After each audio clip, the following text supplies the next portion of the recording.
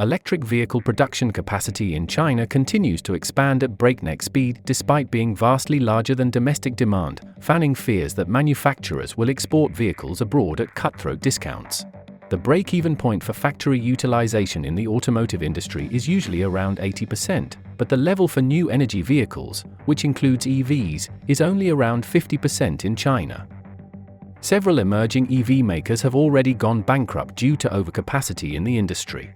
Auto China, one of the world's largest automobile exhibitions, opened in Beijing Thursday.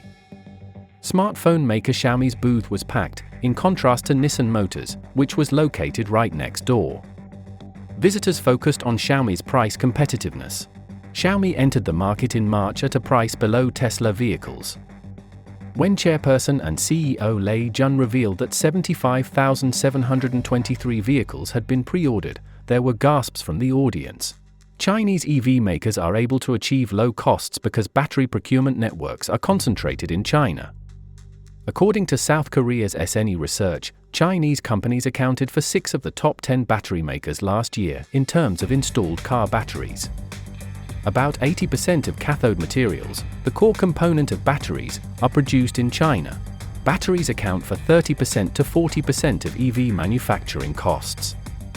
The average price of batteries in China is about 80% of that in Europe and the US, according to the International Energy Agency. Steel and other components can also be procured at low cost, and the government has been generous in providing large subsidies and other support for research and development as well as plant construction. Low barriers to entry have led to a flurry of companies jumping into the Chinese EV market. According to data from China's Ministry of Industry and Information Technology, more than 50 companies were manufacturing new energy passenger cars in the nation last year. Companies are still putting the pedal to the metal to increase production capacity, aiming to expand their share of the world's largest EV market. CS Group, a mid-sized company that works with Chinese telecommunications equipment giant Huawei Technologies, recently opened a factory in Chongqing. Production capacity is relentlessly increasing at a faster pace than demand. According to Chinese media, China's production capacity for new energy vehicles in 2025 is expected to reach over 36 million vehicles when the plans of automobile companies and local governments are combined. Sales that year are expected to be around 17 million vehicles, creating a nearly 20 million unit surplus. Chinese media report that factory utilization last year is expected to be about 50% due to oversupply, far below the 80% break-even point. This creates the risk of a business shakeout as profits are squeezed. The auto industry's profit margin in January-February was 4.3%, government statistics show, well below the 8.7% in 2015.